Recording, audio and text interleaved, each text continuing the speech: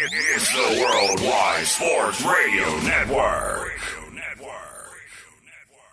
We are live right now on the Worldwide Sports Radio Network. Carco launch for the Sports Hit List by the fans and for the fans. Please stay tuned as I get the show started. You know I have to share it all out there so people can watch our content. Please pull up as we're getting ready for the 2021 NFL Draft. Our panelists are back. They've been chatting it up. I see some trades going on with the Panthers. Travis may not be too thrilled about it. I'm not sure how he's feeling right now. But he'll definitely be telling you his opinion about it as we proceed with the show. Charles, how you doing, sir? Not too bad. Very hyped for tomorrow. It's been a long time coming ever since the Super Bowl ended. I hate that the draft is so late after the Super Bowl, but you know what? We finally made it, and we're here. So you think the draft should be immediately following the Super Bowl? Is that what you're thinking? Not even following, but I think it should be before free agency starts, at the very least. You know what it is? Because the Jets don't make the playoffs, so therefore, it's not a lot going on with the Jets. It's a while since you've heard anything about the Jets, anything good about them. You know what I mean? I mean, here we are. This is new beginning. What, number 50 for the Jets? Charles? You know what? I was curious to ask that. Like Sam Darnold, what pick did you guys have him at? We got him at 3. So you got him at 3, and now you're at 2 again. So and you got him 3 years ago? About you'd say? Yeah, 2017. So that's a 3-year to figure out that it didn't work, and now you're back in the same spot again.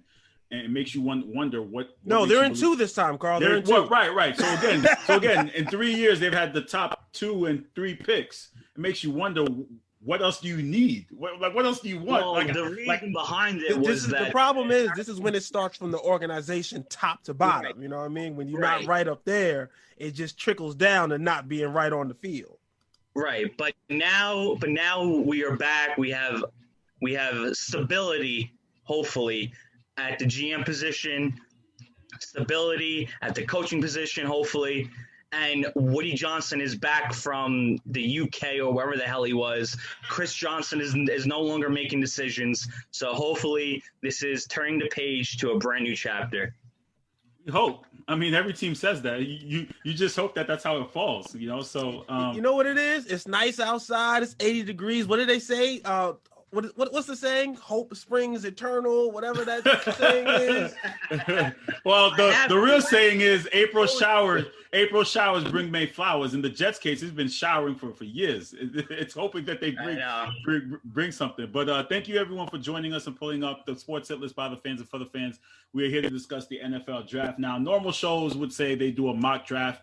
I feel like every show is doing their mock draft, so we could do it our own way. That's what the people want to see. I don't know if they want to see that. Listen, Julius Irving is trending right now in the hit list streets with his comments regarding the hit list favorite topic. So aside from enough. Declan, how are you? I'm good. How are you? Thanks for having me. I'm happy to be back. Just trying not to cut off my head here. Yeah, with the fun. How's your NFL offseason been? I see you left us to the Smoke and Mirrors podcast, left the team to go do your own thing over there. So how's that going along? It's going good. Happy to be with Greg and Stefan. I didn't leave the team. I'm always going to be here. My man. So are you excited? So how's your excitement level for tomorrow night's draft? I'm really excited. I was going to make plans and I was like, what am I doing? It's Thursday night. It's the NFL draft. I think there's so many interesting picks. Like I made a mock draft. I'm sure like a good 75% of it's going to be wrong. We don't even know what's going to happen tomorrow. The draft really starts at 3. I'm so excited. You know what? That's what we've been talking about. Travis is in favor of us doing a total mock draft right now. And I'm kind of like, I don't know if I really have the time to sit here and watch you guys pick 30 players each. 32, first of all. 30, 32, same difference. 30, 32, don't same get difference. mad because the NFL draft is actually relevant after the top 5 picks, unlike the NBA draft. Oh, come on, don't do that. Who let's really cares about the NBA draft? Let's not do that because there have been some great players who come after the top 5 picks. Steph Curry was after a top 5 pick. My guy Danny Green was after a top 5 pick. There's a list of players. Paul Pierce was after a top 5 pick. There's been a list of players who've been after top 5 picks. At the time of the draft, did we care about them? Stop it. There's also been some great players that came in the 6th round. I mean, basketball doesn't even have 6 rounds. Right. No, of course not. I mean, clearly looking at the NFL draft, every pick matters. And I think that's part of the conversation we're going to have today. And I was just talking to Chuck, and he said, the top 2 are clear and cut. So as the media man that I am, is that a guarantee? Are you willing to bet your house? Are you willing to bet your paycheck that the top 2 picks are guaranteed going into tomorrow's draft? Am I willing to bet my house that the Jets are going to pick the wrong guy? No, that's Yeah, not. Right. I think I am. I'm not betting anything on the New York Jets. Like, I wouldn't bet. If it was any other team, I would say, yeah, I could put up a check on that. But the New York Jets, they're liable to go out there and do something crazy, talking about they want to pick Kyle Pitts or something like that, which I wouldn't be mad at, but, Who's playing quarterback then for them? David Fales? Right. But it's, Like, again, it's the Jets. It's the Yeah. New York Jets. Yeah, it's the Jets. I would say they're going with Wilson. I think it's kind of a lock at this point, unless they did, they went out of, kind of fooled everyone and took Justin Fields, which I think would be the right pick there. But yeah, we're gonna get into Justin Fields because I got a lot to say about Justin Fields. So before we dive into the rest of the draft, number 1 and 2 are clear cut. That's like a guaranteed. I think it's safe to say. I wouldn't guarantee, but I would go. It's safe to say that. Safe to say. Yeah. So you're not putting so you're not putting your mortgage. You're not putting your rent money on the top 2 going. Let's put it like this, Carl. I got 2 jobs. I got a main one and a part-time. I might put the check of the part-time one up. So basically, you would say you're putting the side piece up on right. for offer. That's what you do. You put the side piece up, not the Pretty main much. one, the side piece. Chuck, Right, are you going yeah, with we that? ain't gonna risk the main on This this. guy's like Tony Soprano with his mistresses. I have 2 jobs also, full-time, part-time. I will bet the full-time, the part-time, and the savings on Trevor Lawrence going and Zach Wilson going too. This is why he's Chuck, a you Jets got a fan. kid. This is why he's a Jets fan. He always has hope. Look at him. It's a lock. It is a lock. Think about it. The Jets traded Darnold. They're going quarterback no matter what. 49ers wanted Wilson. They obviously traded up for him. They're not going to get him because the Jets are taking him at 2. That's the only answer. No, that's a good point. Listen, I'd have to bet some stuff, but aside from smoke and mirrors and everything, I don't really have a job, as you can see by the Super Bowl patch from the Super Bowl 8 years ago of the jersey that I'm wearing today to go on the Andrew Vanek show. So you're not willing to so you're not willing to bet anything then? That is 1 and 2 are clear. You know what? I will bet this. If the Jets don't take Zach Wilson, any Sports Hit List member of Carl, Chuck, and Travis's choosing can host Smoke and Mirrors for a day with Greg and stuff. You don't want that. Wow, that's a big risk there. But again, clearly everyone kind of knows where these teams are leaning towards. Looking at the rest of the draft coming in, if you want to look at the team that's following it, the San Francisco, right? Is San Francisco getting the 3rd pick? Yes. Where do we Via see trade. Via trade. I think it's the Houston-Miami trade or something like that. Yeah. Exactly. Yeah, 100%. So At this point, I don't know where that pick originated from. At this point, I do my research. I do my You research knew. here and I there. knew. I do my I think research. it's originally supposed to be Houston's pick, right? Yeah. Via Miami, then okay, yeah. Yeah. The So fact that Houston doesn't even have a first-round pick this year is just ridiculous. So again, It's unbelievable. looking at their organizational needs, are they in need of a quarterback? Is this where they go with the quarterback, or did they go with a different position? If you're looking at the 49ers right here, Travis. Chuck, Trav? They're gonna go quarterback. I wouldn't necessarily say it's a need for them, but they're gonna go quarterback because they feel like this team is in a position to win now. So as we all heard throughout the news, the big debate is which quarterback are they going to pick. From the rumors, you would hear that Kyle Shanahan, the head coach, he's in favor of Mac Jones from Alabama, which doesn't really out of the top 5 quarterbacks, he's probably the least physically talented of the 5. But I guess Kyle Shanahan feels like he can win with this guy on his decision making, his ability to basically be a point guard out there and just distribute the ball. But most other analysts believe that going with a quarterback like Trey Lance, who has a bigger upside, is the better bet for the 49ers. I mean, you think about it, they gave up a lot of draft capital to move up to this number 3 spot. So to sit here and think that you're going to move up just to take I guess what you would say the least talented guy. I mean, I said it before the draft process even started. I didn't think Mac Jones was off his natural talents was a first round quarterback, but he's going to go in the first round. So the fact that he might go in the top 5 is kind of nuts to me. Time out. I'm sorry. Manny Schefter is in the comments. He said, breaking news. I believe him. Manny Schefter is usually on point that the Raiders are trading their picks for Julio Jones. Or is that a lie? I don't know. I don't know if that's a lie. Why would you believe that? Listen, Why would I you don't believe know. that? He put it in the comments. I don't know. Listen, Manny. Listen, we've kind of bestowed the title of Manny Schefter. You can't be out here filling the nonsense, with the comments. We need credible, reliable news from you. All right, you got one job.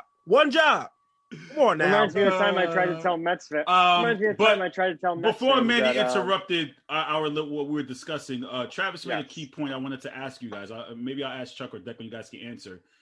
Does a draft come down to what you need, or what you want, or what you're trying to keep away from other teams? So, like you said, you don't think they necessarily need a quarterback, but they're going to draft one. Do they really need one? Like, what does it really come down to? Your needs, or are you just holding? Keeping talent from other teams, Chuck? I think when you trade up like the 49ers did, I think they're going to go get their guy. And you're trading up to get a quarterback. It's a quarterback-driven league no matter what. So when San Francisco gave up, I think, like 3 firsts to go get the 3rd pick, they're going to be taking a quarterback. Travis said, yes, they don't need one per se, but I think they're going to move on from Garoppolo once the year ends. So they're going for their quarterback of the future. They're a win-now team, and I guess that's what they want to do going forward. For other teams, listen, the Jets were at a point where they took the best player available, and it left them with like 24 billion defensive tackles and no defensive ends. And as we all know, that didn't work out too nicely for them. So it's all up to what the GM wants. Every GM's different. Every GM approaches things different ways. Some GMs don't even like draft picks, like a Mike McCagnon, and it tries to build a team through free agency. So you think they're definitely going quarterback? Yeah, but so I think it's just better off building through the draft, and the 49ers are going to take a quarterback. It's all a matter of which quarterback are they taking. Declan, what are your thoughts? Are they going quarterback too? Yeah, I think Chuck and Trav hit it right on the head. Whether you think Garoppolo is going to be a bridge quarterback, I know they went to the Super Bowl last year in 2020, that is, right before the pandemic. They traded up this capital to take a quarterback. There's no doubt about it. The question is, who the hell are they going to take? They have 3 guys. One guy that I think we all know that they should take, Justin Fields, but they're probably not going to. Apparently, they're down to Trey Lance and Mac Jones. And the 2 scenarios here, and I have Mac going there, even though I think I'm with Travis. I think Mac Jones is a late first-round draft pick. But then again, as a Giants fan, I'll be happy to see it. Yes, I'll be happy to see another quarterback named Jones get taken way too early. So that'll be a little exciting for me. But Trey Lance, as mentioned before, if the thing with Trey Lance, and if I'm him, I think I'm the most nervous out of any player in the draft right now. Where the hell is this guy going to go? If he doesn't go at 3, there's rumors he's going to go to the Broncos at 9. Travis's Panthers just traded Teddy Bridgewater there, so that kind of throws in some hole. Is Drew Lock going to get traded for this to happen? Where's Vic Fangio going to do because he's so late? But as far as the Niners go to get back on track, if they take a guy like Trey Lance, the consensus is that Lance is not ready to lead and not ready to take over the reins just yet in his career. So if you had him sit behind Garoppolo for a year, let Garoppolo go, and then, okay, now you got Lance. Under Shanahan and Lynch, that head coach GM combo that's not going anywhere, that could be a move that would work. But again, they've said this week that Shanahan's going to have the final say, and if Shanahan has the final say, I'm leaning towards them taking Mac Jones. Okay. Let me chime in on that real fast. Carl. Go ahead. As far as your question, you asked whether teams pick for needs or whether you're picking to keep talent away from other teams. I think in the NFL, I don't think they pick to keep talent away from other teams. I wouldn't necessarily say that. But as far as the draft, I think it depends on where you're drafting, whether you're drafting on need or best available. If you look at Tampa Bay, who are returning at this point all 22 of their starters, they're going to draft best available player because, one, they're at the 32nd pick. So therefore, you're just drafting to add talent and depth. If you're, say, the Jets or the Jaguars, you're drafting for needs because you're that early in the draft. I think every team's different. I agree with Trav. Right. Well said. So let's move along. We have the Hawks with the 4th pick. In terms of needs, defensive line, offensive line, safety, possibly a cornerback. We have Patrick Surtain the second, Trey Lance possibly, or Surtain, excuse me, Justin Fields possibly there. What are you guys thinking here, Travis? For which team? I'm sorry. Say that again. The Falcons. The Falcons. The Falcons are probably the most interesting because they can go one of two ways. I think the consensus is that they're either going to potentially draft the replacement for Matt Ryan, or probably take Kyle Pitts at this point because we've heard the rumors about them trading Julio Jones. I wish they could trade him before the June 1st deadline to get that cap relief, because then I'm pretty sure the Ravens would throw in both those first-round picks for Julio Jones. But they can't, so they have to wait at this point. But if you're going to trade Julio Jones, you're going to need another big playmaker, and why not take Kyle Pitts at that point? But to be picking at the number 4 spot, your hopes is not to be picking at the number 4 spot again. So therefore, do you risk that and not take the eventual heir apparent to Matt Ryan because of their cap situation? Matt Ryan's there for at least another 2 years because of the cap situation. So it's an interesting dilemma. If I had to pick, I'd say they go with Kyle Pitts simply because of the cap situation they're under. I've heard that right now they wouldn't even be able to sign their rookies because their caps is so bad. So therefore, I think it's pretty much a done deal that Julio Jones is out of there June 1st. So if Julio Jones is out of there June 1st, you're going to need another big-time physical target because Calvin Ridley, he's a great player, but he's not necessarily a huge. He's not a number 1. I think he can be a number 1, but he's just not a huge physical, that big-time receiver. He's not a Kenny Golladay kind of type. Right. He's more. So I think if you're gonna end up trading Julio Jones, I think you go with Kyle Pitts because you're gonna need that replacement from a physical standpoint. See, the deeper and deeper you get into the draft, Travis, it goes back to your point about who's available and what your needs. What do you sacrifice? You're going to take the best available. You're going to pick up what you need. Right. So I think it's a matter of moving. Like the closer and closer we get down, you're noticing. All right, who's still left, and does that person fit the needs that we want? Makes it a tough choice. Chuck, what are your thoughts on the Falcons? This is the first pick where a quarterback is not guaranteed to go. It would have been nice to see them maybe take Fields, being that he's from, I believe, the Atlanta area. So it would have been nice, to have a hometown kid play for the hometown team. But I do agree with Travis. I think they're going to go with Kyle Pitts. When you look at what Atlanta did, they hired Arthur Smith this offseason to be their head coach. And when Arthur Smith was the offensive coordinator in Tennessee, he ran his offense through his tight ends and Jonnu Smith and Anthony Frisker and a bunch of other guys. So I think they're going to take Pitts, the tight end, and he'll fit seamlessly into that offense. So I think that'll be their pick, unless they trade out of it, which is always a possibility. Declan? Yeah, I think absolutely what Chuck said about Arthur Smith using the tight ends, even going back to the Delaney Walker days, he's big with that. I think that's a great point. I'm going to have to agree. I think they're going to go Kyle Pitts. I think it's going to be very comparable to in 2018 when the Giants took Saquon Barkley at 2. Saquon was the best overall player in that draft. I think Kyle Pitts is the best overall player in this draft. I know that might be a little bit of a hot take, but that's where I think all around that's where he's at. And I think they're going to I don't want to say waste Matt Ryan's years, but Matt Ryan's at the point where it's comparable to Eli Manning. When Eli was on his last 2 years on the way out, this is kind of the same situation Atlanta finds themselves in with Matt Ryan. And I think that they don't take their quarterback, even though Fields would be a great fit there, as Chuck said, homegrown kid, even went to Georgia. I know he transferred out. It didn't work there. I had him going to Atlanta in like a pre-look, outlook on the 2021 quarterback draft class back in like September, October. But things have changed. I wouldn't even be – I would think if they were going to go quarterback, I think they would go Trey Lance there. But I think that I'm 99% sure that they're going to go with Kyle Pitts. I think the fit's there and everything about it just works. Well, that was going to be as we move along, we get to the Bengals. Looking, Kyle Pitts could go to the Bengals. Their top needs, clearly offensive line, defensive line, wide receiver, tight end, running back. Just name anything besides a quarterback. Is their needs pretty right much. now. Yeah, well, at Pretty this much. point, you Even a figure they want to punter. give, Joe Burrow a much better supporting cast than last year. Yeah. So, Chuck, what are you looking here? Is Rashawn Slater a possibility with the there, or excuse me if I pronounce his name wrong? Penny Sewell, is that how you say it? Right? Yeah. Sewell. Be I careful. think it's Sewell. Sewell. Yeah. Yeah. Panay Sewell. I think. Penny Sewell. Okay, Chuck. Make sure to don't bring the S from his last name to the end of his first name. That gets you in some trouble, Carl.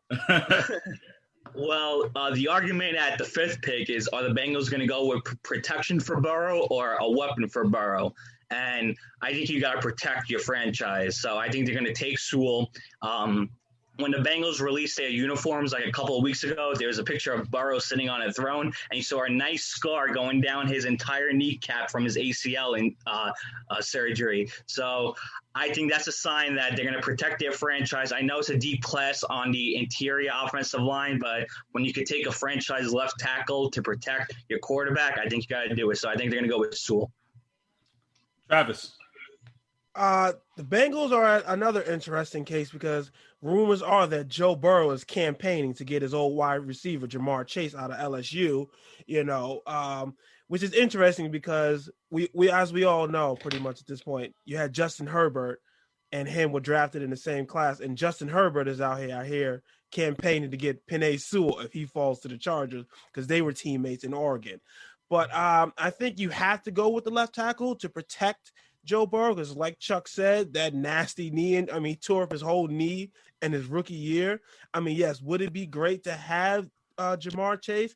But I think at this point, you got to build this team from the inside out, and you got to make sure that the franchise quarterback is protected. Declan, would you agree with the rest of the panel here? 100%. For the sake of saving time, I think Sewell is the absolute pick there. You got to protect your franchise guy, especially after you got mauled by Chase Young, who's one of the best defensive ends in the league. Got to protect the edges. Mm-hmm. And Manny Schefter in the comments saying, don't forget Bengals got Randy Moss's son. So as we move along, we got Rick's Dolphins here at the 6th pick. Top needs, wide receiver, defensive line, offensive line, running back. Tua, what do you surround him with? At this point, they're saying Devonta Smith is available and Jamar Chase as well. Travis, what are your thoughts? I think we can all pretty much come to a consensus that you need weapons around Tua at this point. I think they are in an interesting position depending on what the Falcons do, because I think that's where I think if the Bengals go with the offensive line and depending on what the Falcons do, the Dolphins might be in a position to have their option of all three of those top guys. You can throw Waddle in there as well. So you can have your choice of Devontae Smith, maybe Kyle Pitts, Jamar Chase. I think you go what you feel is the top-rated weapon on your board at that time. So whoever that is left on the board, I think you take them. Chuck? I agree with Travis. I think it's going to come down to whatever is left over. The only thing that could happen is if Pitts goes 4 and then Chase goes 5, do they take Sewell or do they go for Waddle like Travis said, or even Smith? So I think Miami's going to do whatever Atlanta and Cincy do in front of them. Declan? Yeah, I think that the pick here is going to be Jamar Chase. You got to surround Tua with weapons. Chuck brings up a great point, although I think the Bengals are going to take Sewell. If they ever decide to reunite Joe Burrow with his college teammate and took Chase, I think the pick would actually be Smith here. I think the Dolphins have him ranked higher than Jalen Waddle. But otherwise, I think they're going Chase. I think they're going to go receiver for sure. We move along. We got the Lions at the 7th pick. What are this their is needs? tricky. Right. No, I don't think anybody knows what the hell the Lions are going to do. Well, here we go with the top needs according to NFL.com. Wide receiver, linebacker, safety, corner, offensive line. Travis? I could see the Lions being the ones to trade out of this pick, to be honest. I think that's their best. I think that's what they're going to end up doing because, yes, they have Jared Goff. Do I think they're 100% sold on him for the future? Don't think so. They did gain a couple first-round picks from that pick with the Rams to send Matt Stafford away. So I think it's possible that they're the target point, I think, in the first target point in this draft for one of those teams in the teams, like the Patriots or whoever those quarterback the Broncos. I think that number 6 pick or so is, or what are we at? You're Seven. Seventh. I think that 7th pick is the first target for a trade spot right there. I think the Lions end up trading out of that spot. And they're trading, you're thinking, for a wide receiver or something defensively? Because I think they'll end up trading for draft picks. Whoever wants to move up is going to send them some draft picks, because I think there's going to be at least 1 or 2 of the quarterbacks still left on the board. So I think somebody's moving up to that spot to get one of those quarterbacks. Declan, do you agree with your thoughts here with the Lions? Because you said it's pretty tricky here at this point in 7. Yeah, I think this is the toughest pick in the draft, in my opinion. I think Travis really hit it, though. I think if trading that pick is a serious possibility for the Lions, so I'm with him on that. Me and him, we always kind of have the similar opinions in that regard. But I'm going to have to say, I think that they're going to be in between 2 guys. They're going to be in between a tackle, Rashawn Slater, and I kind of want my Giants to get him, but I don't think they will. Micah Parsons at the linebacker spot would be a nice guy, defensive cornerstone, to kind of start that franchise, similar to how the Carolina Panthers did with Luke Kuechly. Shout out to Sal. That was his little comp there, and I don't even think that's bad. I think that kind of works. So I'm going to go Parsons, but if not Parsons, I think they go Slater. Chuck? I think if one of the blue chippers fall, they probably stay in a spot and get like a Sewell or a Chase or maybe even a Smith. But I think Travis and Declan are right. They're probably going to trade out of this pick. They have a bunch of needs. I think this is where New England looks to, grab Fields or Lance, who are now falling. So I honestly think they trade out of it. They need a lot of help on both sides of the ball. So if they could cash in and pick up some more picks, I think they do it in a heartbeat. We have our resident Panthers fan. You're on the clock with the 8th pick in the 2021 NFL Draft. The Carolina Panthers select Travis. We are we might trade out of this one as well. That's not answering the question. You don't trade it out. That's an answer. Okay, time out. That's a high possibility here. Again, listen, time out, rewind. With the 8th pick in the 2021 NFL Draft, the Carolina Panthers select. Ooh, this is a hard one, right? You had a tough time answering questions as a student, didn't you? You had a tough time. You did.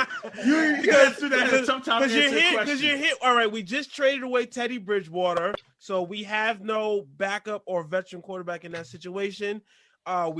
I think what's the deadline on picking up 5th-year options? Because I think that's coming.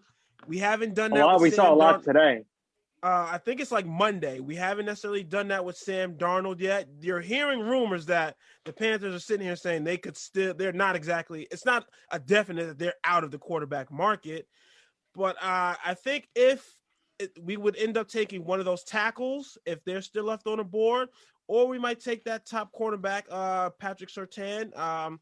If we go that route, we could use some help at the cornerback position, or we trade out of that position, Carl. I know you don't want to hear that, but those are the 3 options on the board for us right there, man. Right, but I mean, clearly getting Sam Darnold, you would believe that that's the quarterback starting going into next season. But you would believe going into next season, but we didn't pick up. I mean, I think we have until Monday, but we haven't picked up his 5th-year option yet.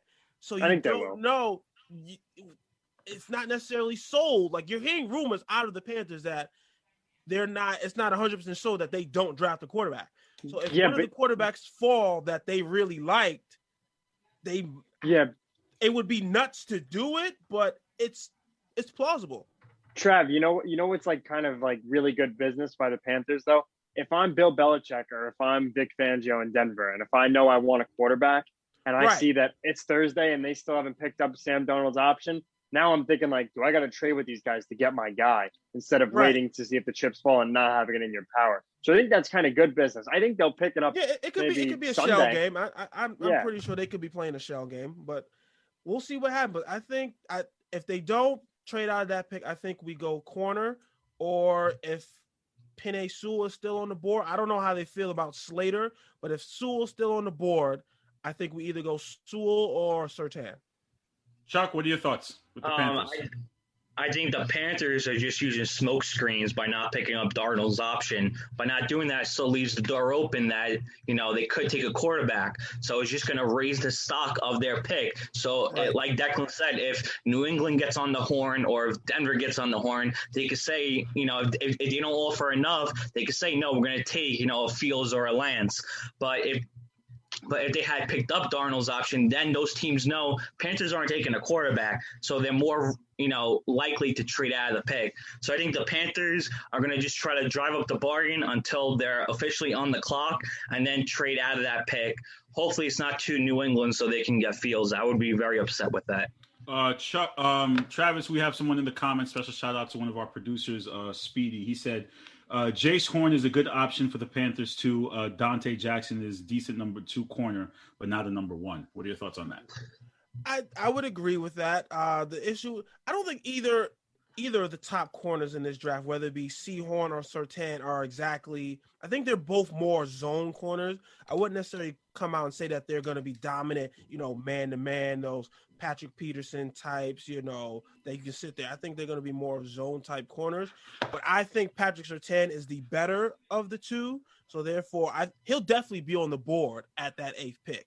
Because I don't think there's a good chance we might not see a defensive player go off the board until 8 or 9 or maybe even in the top 10. So I think he'll be on the board, and I think he's the better of the 2 top corners. So even though they are both legacy kids. I didn't even get to give my opinion on this. I thought you did. I kind of did. I'm just messing with you. I'm messing with you. But can I just say, I do have kind of a hot take on this. I think and guess who had it first? Of course, it was Chuck Baldy. Everyone knows. Chuck said that watch out for the Panthers and the Patriots to do some groundwork on a trade. And yesterday it broke that they were starting to have a little conversation to see if it happens. I think this is the pick where Justin Fields goes at 8 to the New England Patriots. Well, Declan, since you're rocking the Broncos apparel, I figured I'd go to you first. The Broncos have the next pick at 9. Are you a representation of the Andrew Vannis show? Can you speak on his behalf? He is not here. But since he is a loyal Broncos fan and he's always in the hit list streets, could you speak on his behalf and could you tell us possibly where they may lean towards with this 9th pick? Have you been talking to Andrew's personnel? Talking to him, yeah, and what is he leaning towards? I've been going through his assistants, he's a busy guy. God knows what that guy's thinking. I have no idea. But I can say this. I think that the pick here would be Trey Lance, especially after trading for a guy like Teddy Bridgewater.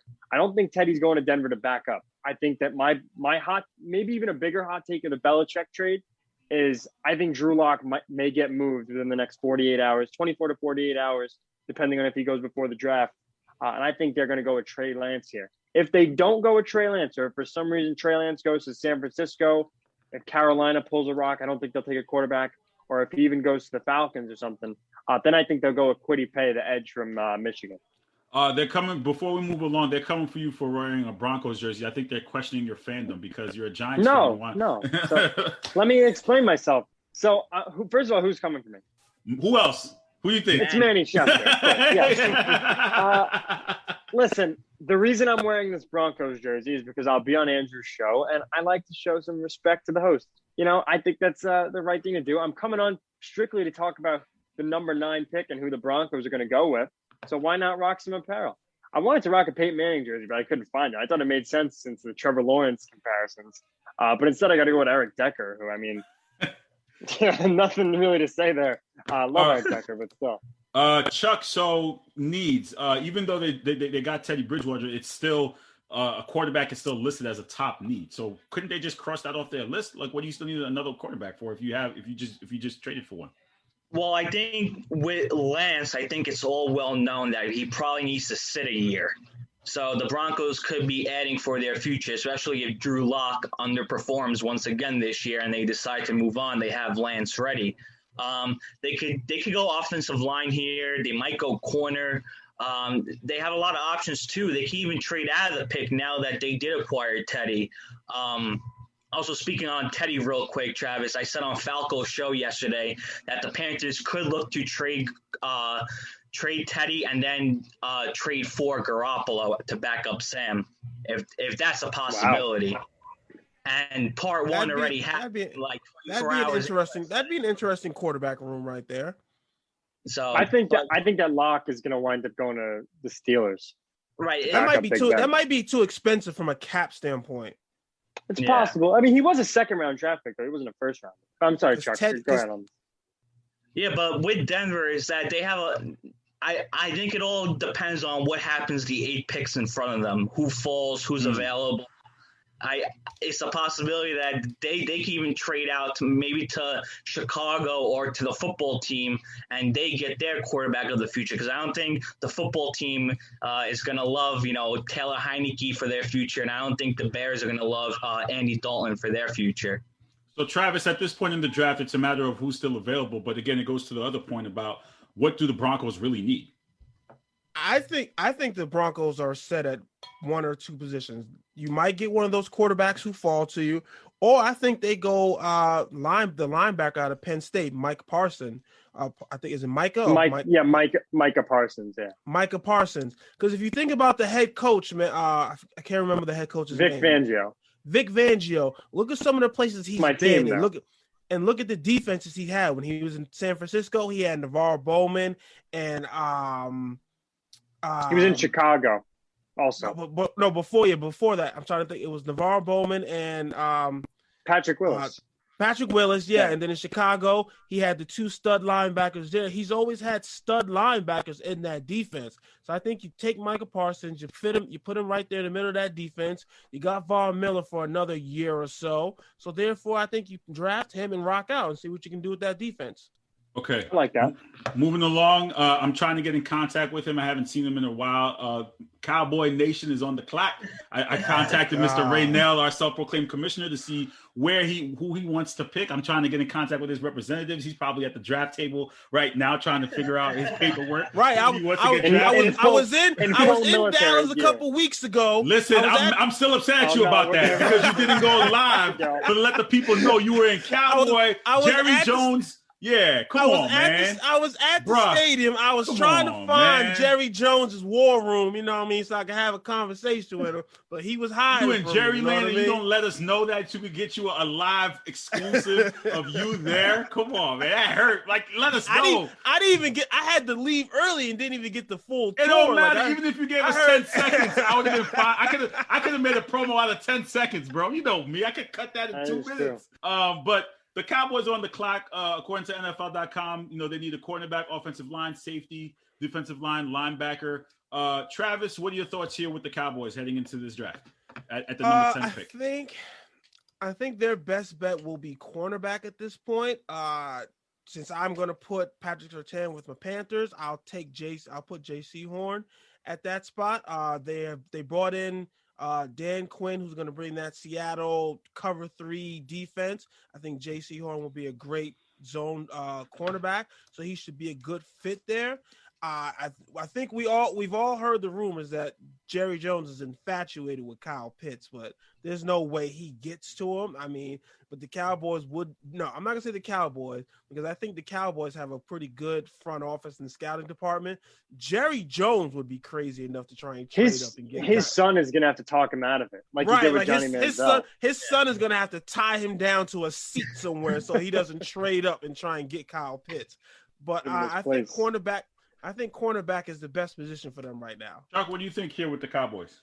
I don't understand the Cowboys fans that are pulling for them to go get Kyle Pitts. Is that because they want to lose games 45-42 instead of 45-35? Like, Pitts does not make sense for the Cowboys. They have a potent offense already. They should go defense, go and get Surtain, let him play opposite side of Diggs, 2 Alabama boys, and just rock. But listen, Chuck, I don't mean to put you on the spot, but according to CBS, which is where you work, right? They listed Kyle Pitts as number 3. If they're ranking the top prospects, Kyle Pitts is listed at 3. I'm just letting you know what CBS is. Because we know everybody agree that some believe Kyle Pitts is the second or third. It depends. First, second, or third best talented player overall in the draft. They're grouping him in with the receivers too. Right. The problem is he just plays tight end. That's the problem. Well, I mean, with Kyle Pitts, he can play tight end and receiver. Like, he's a very different prospect than what we've seen. I think that is why he's overall one of the best, if not the best draft prospect in the whole draft. But I do think that this opens up the conversation of drafting the best player on the board versus drafting needs. I think that, first of all, I don't even think Kyle Pitts is going to get anywhere near 10. Nowhere near. But I think that if Jerry Jones and if Dallas is going to learn from anything, like Chuck said, they were losing games and they were putting up 40 points. Ray might want to go call it garbage time or whatever, but even still, they're losing games 45, 42, 41, 38. You're going to want to get the guy. I think they get Patrick Surtain. I don't think he's going to be taken unless the Panthers, for whatever reason, didn't trade out of that pick. I think they will trade out of it, but I'm going to have to go with Surtain there for the Cowboys. Chuck, thoughts on your CBS and having him as a top 3 ranking wise? No, listen, I mean, multiple people have put the generational label on Kyle Pitts because his size, his measurements, his speed and everything, the way he plays. And I agree. He's a phenomenal, talented player. And so he should definitely be 3, but it would be dumb for the Cowboys to trade up to get him because they already have the players on offense to score. They should look towards fixing their defense or maybe even their offensive line, but they shouldn't add another skill position player. They already have Lamb, Cooper, Gallup, Dak's back. They have Elliott. Have Pollard. Like after a certain amount of time, you start running out of positions to play people. So they should go fix their corner position, put Surtain on the opposite side of Diggs, and just go ahead and go win the NFC least. Okay, so Surtain is what you guys this have. Guy. I hope Pitts falls to them. So every time they lose, I can text Ray a nice text that reads "Rest in Pitts." I really want it. I really want it to happen. Following the Cowboys, we have the New York Giants at the 11th pick. Could this be Daniel Jones's breakthrough year if they get him what he needs in his 3rd year, a playmaker, improved protection? So same thing I did for Travis with the 11th pick in the 2021 NFL Draft. The New York Giants select Declan. Jalen Waddle, wide receiver. Because that's who I think they go with. Well, because I think, like you said, we're going to need this to be the year for Daniel Jones. If he doesn't produce, he's out of here. They already surrounded him. They got Kenny Golladay in free agency. I think they look to build on these weapons. They got Darius Slayton. Shepard, although he's like a 5-6 year receiver, I think that with the concussions, everything, he's always injured. Between Slayton and Shepard, one of them is going to be out. Having 4 receivers in a dynamic passing league like today that can produce for you is never a bad thing. If they don't go with Waddle, I think they'll go with Parsons if he's still around. But I'm pretty confident, and I know that's a scary thing to say with Dave Gettleman as your GM, but I'm pretty confident in Jalen Waddle as the pick there. Travis, the thoughts on the Giants? I mean, they came close to winning the division. They were a game away from it. They did. Like Declan, if Parsons makes it to them, he's an option for them. But I think one of the Alabama receivers ends up on that team, whether it be Waddle or Smith. Is the question.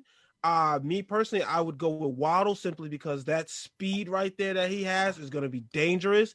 It's going to keep a safety out the box which will help Saquon Barkley in the run game because you have to respect Jalen Waddle's speed right there. I think when it comes to Devontae Smith, he's going to be more of a route runner, I think. And I don't think we got an official 40 time on him, so I don't know how fast. I know he ain't as fast as Jalen Waddle, so therefore I think Jalen Waddle would be the better pick for them, for the Giants to take. Chuck. Giants have 3 options: offensive line, linebacker, trade back. If Fields or Lance fall, I think this is, where they finally get taken. I mean, the Giants, you protect and open up the lanes for your franchise, Saquon Barkley. You took him at 2. You go out there, you provide the holes for him. If you don't go offensive line because you don't like Slater or Darashaw or AVT or whoever else is left on the board at that pick, then you go linebacker. You got Parsons. You got the kid out of Notre Dame. You got the kid out of Kentucky, Javen Davis. Yeah. So you take offensive line, or if you don't want to do that, you go with the line. The Giants need athletic people in their linebacker room. They only have Blake Martinez, so it would be nice for them to add a player of Parsons' ability. So if Parsons is there, I think they take him.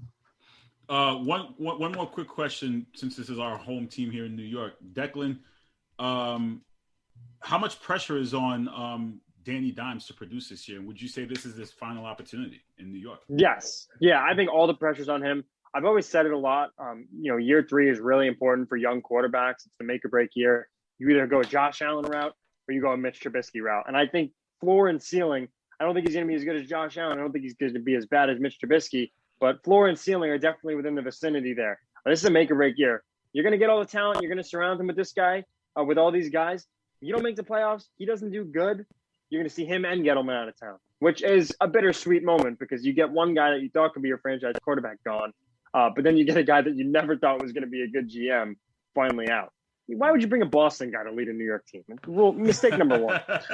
Carl, are we ready to have the Justin Fields conversation yet? Let us know when we're ready to get Listen. I was just going to get to the point where I was going to say, outside of I know Chuck wanted to talk about, I guess I got to the 11th pick because it was the New York team.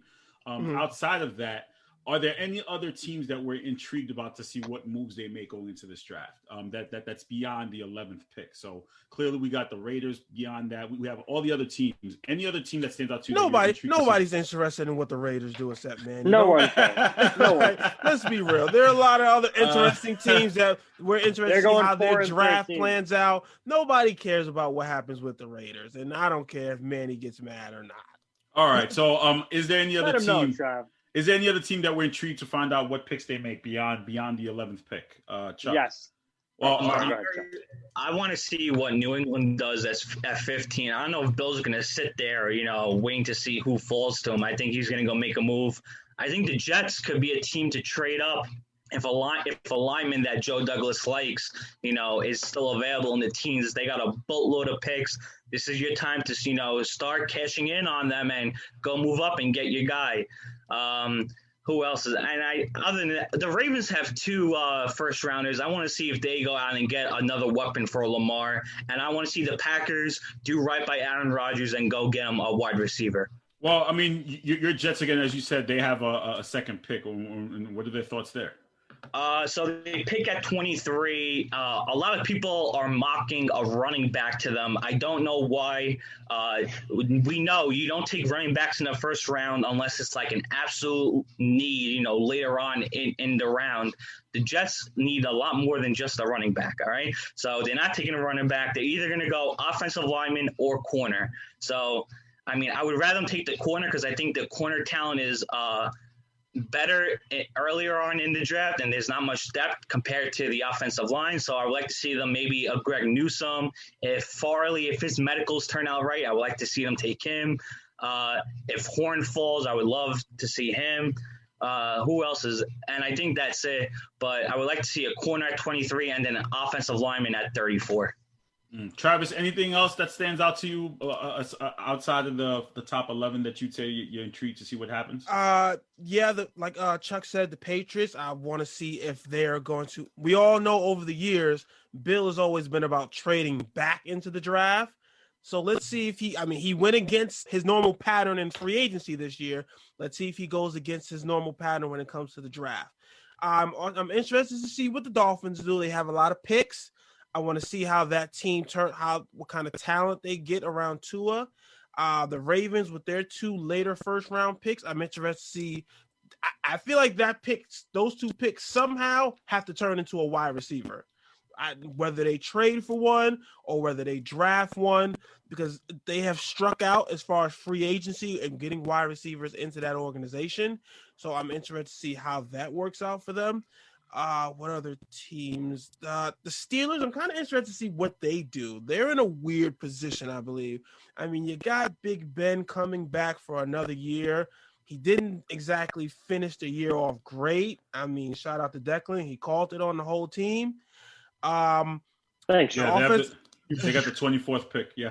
Right. The offensive line is kind of in a transition. They had a retirement. They lost some players in free agency. I mean, a lot of mock drafts have them going the running back route. But my thing is, okay, if the offensive line is in somewhat of a shambles, is drafting a running back the best possible option right there? We know they're stacked on defense. So, I mean, there are a lot of teams that I'm interested to see how they go about in this draft. Declan, what other teams are you possibly interested in to see what moves they make? Yeah, I mean, there's like a good 30 teams that I'm interested in to see what they do. in the first round. I think there's a lot to get to, so I'll get to it quick. I think that the Cardinals are going to go with J.C. Horn. I know he's a kind of more of a zone quarter, not that Pat Pete, prototype kind of guy, but I think they're going to look to fill a little bit of a void now that Pat Pete's gone, and that team is going for it this year. They're going to try to win that division or more so get a wild card spot. So I think that's going to be big to see what they do. I think that the Pats do trade up, as I've said, probably a good 75 times, too many today. I think they'll trade up to 8. And I think that the Panthers are going to get Caleb Farley, the cornerback. I know he just got COVID. I think he'll be all right. I'm not really too worried about how he progresses, further. Obviously, we know COVID's serious, but in terms of his draft status, I think he'll still be fine. Athletes get it all the time. And I think he'll go at 15. I think the Jets, and this is where I kind of disagree with Chuck. I don't think they're going to go for a corner. I actually think they're going to take Jalen Phillips, the edge out of Miami. I think that's the pick that would work for them. Otherwise, if they ever had a lineman fall to them, I think that would be good. However, I think Christian Darrisaw is going to go to the Colts at 21. And I think that the Steelers are going to take Mike Pouncey's replacement now that he retired, go with Landon Erickson, the center out of Alabama, with the 24th pick we said? Yeah. We could see the Jaguars trade down. I would agree with Chuck 100%. I'd like to see the Packers take a receiver. Elijah Moore is a name that sticks out to me. And I think the Saints will take Terrace Marshall Jr., the receiver out of LSU, keep him home there and have him catch passes from Jameis Winston this year. And I think as I wrap up, I think that the Bucs will go with Gregory Rosso. I don't know how he's going to slip that far. I think he's an excellent defensive end out of Miami. I don't think he should have ever went this far, but again, they're going to pick the best guy on board, and that's going to be him. As far as Najee Harris goes and Asante Samuel Jr., I'm dead split on what the Bills are going to do. If they're going to go try to get a running back, as we've mentioned before, throughout the playoffs, their top rusher was Josh Allen. They didn't have a running back rusher over 27 yards in the 3 playoff games they played, which is unacceptable. So they might try to fix that there with Harris. The offense in Buffalo is their strength. If they wanted to go defense and get a corner to line up, up opposite of Tre'Davious White, I think that would be a good move to get Samuel. I'm dead split on them. I think they'll go either or. Again, it depends on who's on the board if someone trades up for Harris. But that's all I got for now. I really like that fit. I'm sorry. I really like that fit of Harris to the Bills if he makes it to them. He's a physical running back. Yeah, that'd be nice. Out of the backfield. I like that fit. That's a good one. Before we get to the Justin Fields that Travis wants to talk about, have the Steelers set up their future for post Big Ben era? No. Why wouldn't that be a primary focus going into the draft, knowing he's older, clearly past his prime? Wouldn't that necessarily be a focus for them to focus on getting a quarterback? It's a focus, but not when you're at 24. I feel like if Ben is the quarterback that I think he's going to be next year, we could see them be a 7-win team. I know that sounds crazy, but I think they're going to be third place in that division potentially, or second. So if they can get in the teens next year and potentially trade up, it's a weak quarterback class. So we might see Ben for another year or two. And if they trade for a guy like Drew Lock, could even see Jimmy G be moved there if they restructured the contract or if they just cut him outright. Mac Jones would make a lot of sense if he fell. I don't think he will. Mac Jones would also make a lot of sense if he fell to Washington. I think Washington will take a linebacker out of Notre Dame. But as far as that goes, that's kind of what I see here. Trav, on Big Ben? The Steelers are in an interesting position because they won a lot. They're a good team. They're a talented team. So therefore, you're picking in the later parts of the draft. So therefore, if they didn't pick up Dwayne Haskins, I would say the Steelers would be one of those teams who could reach for one of those second or maybe third round, not one of those quarterbacks who don't necessarily have a higher grade. That Davis guy. And Kyle Trask and Davis is the kid out of I can't Texas think of his A&M, last right? name. Yeah, Texas. Yeah, A&M. Davis Mills is out of Stanford, and you're thinking of Kellen Mond. Kellen Mond, right? yes, Kellen Mond. Because by taking the quarterback in the first round, you get that extra fifth-year option. But the fact that they picked up Dwayne Haskins, I'm not going to sit here and say they're sold on him, but I think he's their project QB for now. I don't think you have 2 project QBs on your roster. So therefore, I think they're just going to have to go with the best talent available, and they're in a situation where they're not in a position to pick Ben Roethlisberger's successor, maybe in the later rounds. But like I said, I think it's you're right. And shout out to Manny for mentioning the loss of James Conner. So that leaves a gaping hole in their offense. but I don't think they're in a position to carry 2 project quarterbacks right now. Chuck, we could would you see agree? Haskins get cut too. It's possible. That is true, but like I said, I don't think so. I think Mike Tomlin will give him a shot to get it together. Chuck, would I you think agree? he'll give him a year. Yeah, I agree. I think they're going to try to maximize however much left in the tank Ben has, mostly because of cap. Ben makes a lot of money, and I don't think they have the cap to sit out a quarterback. Like Travis said, they signed Dwayne Haskins as a reclamation project to get him back to what the football team thought he was going to be when they took him. I could see them take a running back to help out Ben, or an offensive lineman, which also helps out Ben. So either way, their pick at 24 is going to help Ben and the offense. Their defense is phenomenal, so I don't think they need to do something on that side of the ball in the first round, but they could definitely take, as Declan said, a Najee Harris, and I think that would be a good fit for them. So I think that no matter what, their pick is going to help Ben and maximize his window. Okay, and Travis, you wanted to talk about Justin Fields. You wanted to talk something about what's up? I mean, it seems Justin Fields has been the hot topic player of the draft.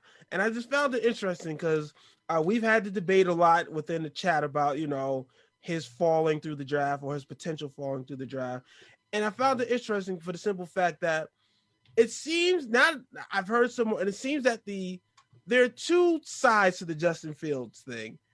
There are the NFL circle, which is, scouts, GMs, evaluators, where all the fall and negative comments seem to be coming.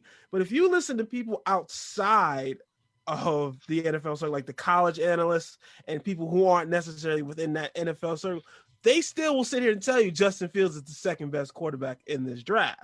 So I just find it interesting of where he's going to actually end up at, because he might be a victim of the smear campaign simply so he can fall to a certain team that wants him.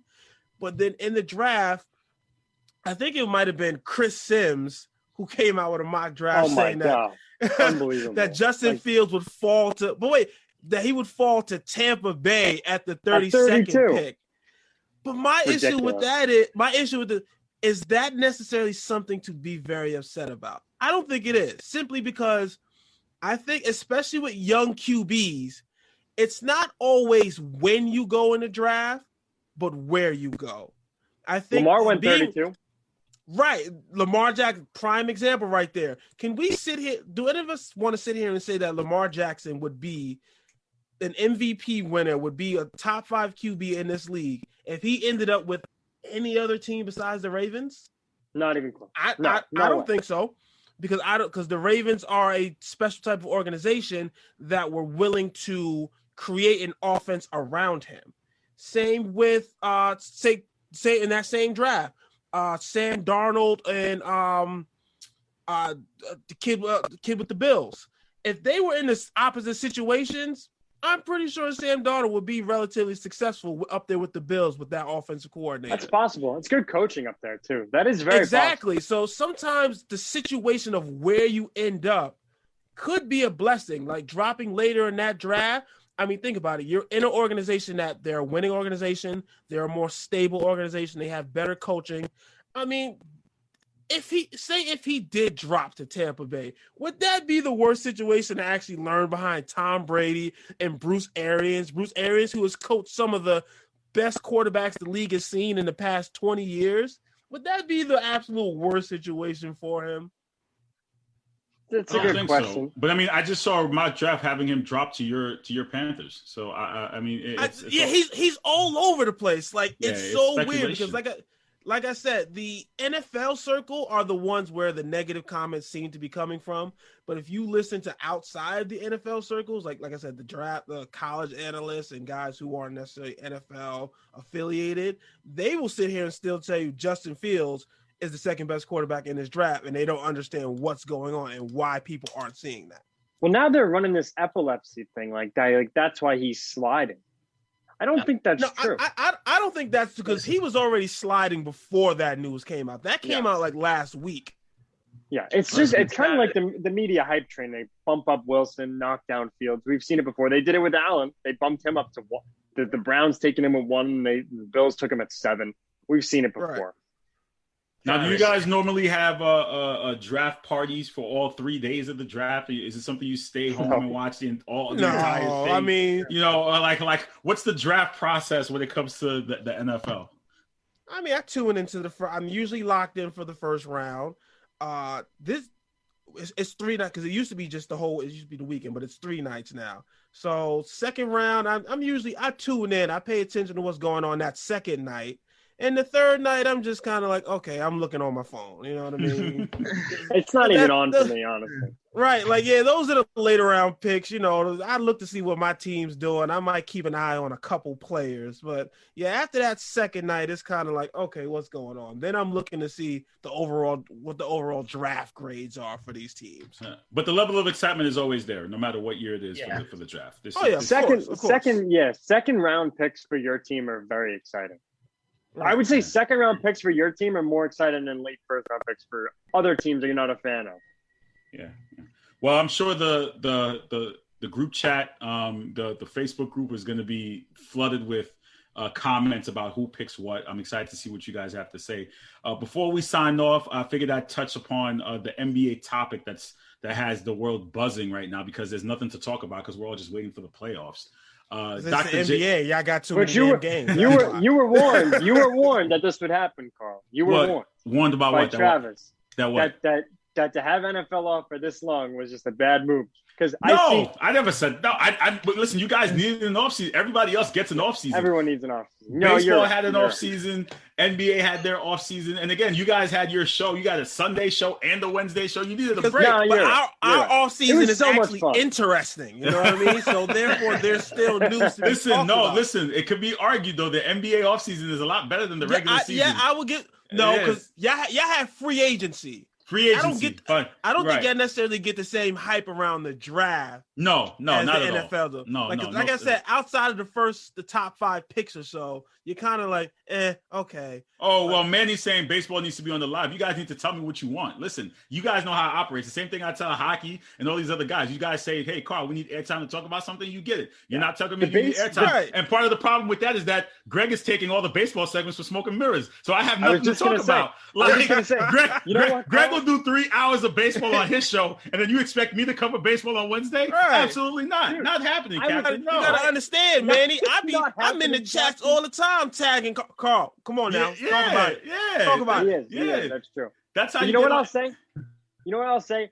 Greg and I and Steph, we've made the show in baseball season. It's going to be very baseball. And I bet you more people have come to us to say, let's talk baseball on the show instead of going to, the baseball segment has kind of transferred to its own show here. And I think that's great because we can still come on the best show out there right now is the hit list. No matter, I don't care what anybody says. Yeah. Look at the viewership. Look at the interactions. That's where it's at right now. So we can. Sure. I mean, but listen, dude, you can come on. Yeah, I don't mind talking baseball. It's just like I said, Greg takes up all the segments. I'm like, all right, what the hell am I going to talk about now? Because Greg will come on with 6 Carl, to talk about. Carl, you could live stream horses walking around in a circle in your backyard and still get 1,000 views. That's just what it is. Yeah. Everyone knows it. But what I'll say quickly, because I know we're under the gun here. In regards to baseball, obviously everyone needs their off season. But yeah, that's really it. I'm gonna be honest. I totally forgot what I was just gonna say. Oh, never mind. I remember now. I hope that the Panthers make this trade so I can have an excuse to bring Travis on Smoke and Mirrors. All right, but like I need some Smoke and Mirrors. Before I let you guys go, the NBA topic is Julius Erving. If you haven't heard, he doesn't have LeBron as one of his top players.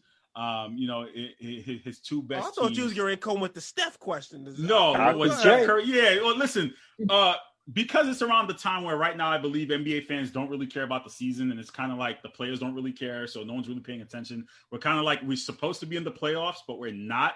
At this point, this is the narratives that are circling the streets just to get people to clickbait and talk about it. But Dr. J said he wasn't going to put LeBron and only of his two teams because he's the guy who led the charge of the super teams. So the entire super teams conversation starts again of who started the super teams, and everyone's upset, and all the LeBronians are pissed off because Dr. J did not put him in their in his top 5. Here's what I have to say to that: is a matter of it's his list. He can say whatever he wants. Right. It's his list. Like everyone's entitled to their matter. opinion. Doesn't mean that it's right or wrong. And I think people get too butthurt about what a legend and the time that he played about what he wants of his top players. We know how the old school think. We know their mindset. We know they don't like this buddy NBA. So why are we in the hit list streets, or why are we fans all bent out of shape because he did not put LeBron on his top list? It's ridiculous. Because he got nothing better to talk about. You're totally right. You're absolutely like right. you Crazy said, to me. the LeBronian fans, once they hear LeBron has been slighted, you know what I mean? They come full force. You know what I mean? It is what it is with them. I get it. I He's a polarizing player, but at the end of the day, like I said, the old school 80s players and like they have a different mindset because Dr. J probably doesn't believe he was going to go join up with Larry Bird and Isaiah Thomas. He was too busy trying to beat He was them. going to punch him in the face. He was punching them in the face. That's Absolutely, what they are. yeah. That's what it is there. But you know what? Like, also, a lot of those guys believe, and there is definitely some truth to it. Like back then, they played much better defense, and it's a different era. So that's pretty much it. Yeah, I just find it funny how, like, again, we know how to bait. Easily how to bait.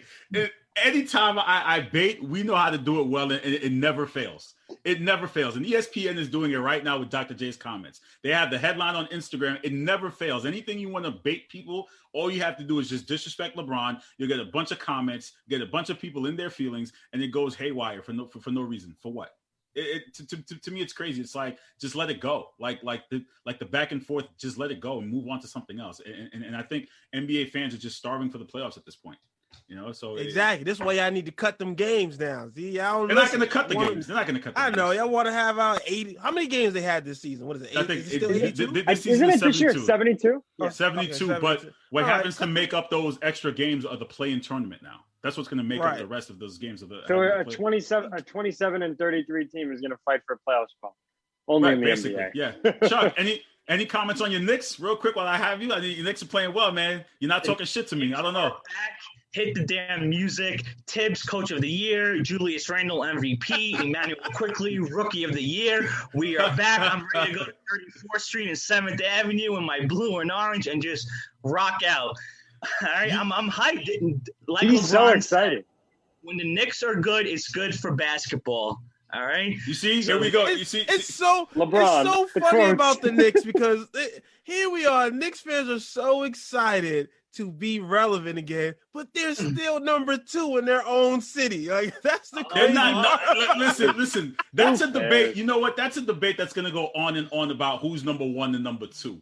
I'm talking about right now. No, I'm not talking about from a fan base. I'm just talking about from an actual on the court standpoint. Okay, on the court base, yes, they're number 2. But as a fan base, regardless of what Brooklyn's doing, the Knicks New still York got still it as runs. Yeah. Right. The Knicks got it still. Travis, as a do you fan know base. why? Because this is like the first step in like I don't even know how long that it feels 8 like years. the Knicks are heading in the right direction. You know what I mean? We've Yeah, been saying that for like 30 years. No, right. Since the insanity. It's like the Travis, Jets. This is right. new beginning number what?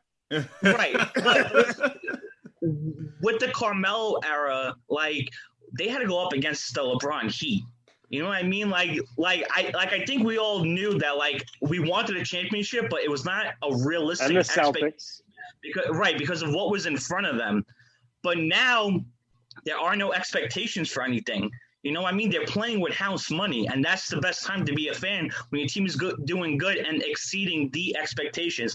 Like if you just turn around and put up a 9-7 record next year, I'm sorry, not 9-7, 9-8. Yeah, because 17 games. How stupid is I'm that? happy as hell because I'm gonna expect them to go 4-12. Nobody expected the Knicks to be a 4 seed in the East. I think that's what's crazy. Well, here's what I'm talking about in the comments. Here comes Greg. Dr. J needs to shut his yap. Super teams existed before the bloody merger. So, like, this is what I'm talking about. You see what I'm saying? Like, it's his opinion. I don't understand why he needs to shut his yap. He wants to say what he wants to say. Let him talk. What's the big deal? Carl, I agree with you 100%, and I think that's a problem with everybody in this country. If you have a difference of opinion, you're like Judas or something. You're like, slandered. You're allowed to have an opinion. Exactly. You're I don't canceled. understand. Like if I come here and I say to Declan, Josh Allen stinks, he's gonna hate me. But you know what? Who cares? It's my opinion. I think I You don't know even what I like mean? because you just said that out loud. Right? Exactly. Cut the But who- mics, Carl. Opinions can be wrong, sir. Oh, well, that doesn't make you right, Greg. Well- So I mean, You know what? Who cares? But Carl, this is not this is an opinion about preference. If I go walk to the corner store and I get a bagel with cream cheese instead of butter, that's because I enjoy cream cheese over butter. But if you go get No, I'm with you. because I'm you're with you wrong. on that. I'm with you on that. No, I'm with it's him on always that. going to be I'm with cream him on cheese that. and cream cheese over butter, though. I mean, we all know this. Like, Right, it is- no, No, it's Look at not. Yes, it Look at is. him. No, Yes, no, it it's is. not. If I'm I going to wonder a what's court, not. listen. If I'm going to Yeah. my bodega, I'm getting a bagel with cream cheese, not butter, my guy. Sorry. I wonder No, what Dr. that's J y'all said. wrong. I wonder what Y'all Dr. J has opinions to are say wrong. about this. Say Hey, again? listen. But quickly, Travis, to circle back to your Justin Fields thing, I said from the beginning, Bill is trashing Fields behind the scenes so that he falls out of the top 5 so he can trade up to get him. And we're already seeing the reports the Patriots are looking to trade up to get him. So just remember who Right, had it first. that's what I'm thinking. It was Chuck. It was Chuck. I'm thinking he's a victim. He's a victim of the NFL smear campaign, so he can fall through the draft. Because, like I NFL said, media also. outside of the NFL, he's still being talked about as the second best quarterback in this draft. It's inside with NFL circles in which he's kind of dropping. So I think you're right at this Right, point. because I'm if leaning you remember, he was mocked to go second all season long until like Right. week 17 and then the postseason. So it didn't just come out of nowhere. And now he's And just that's the being mocked.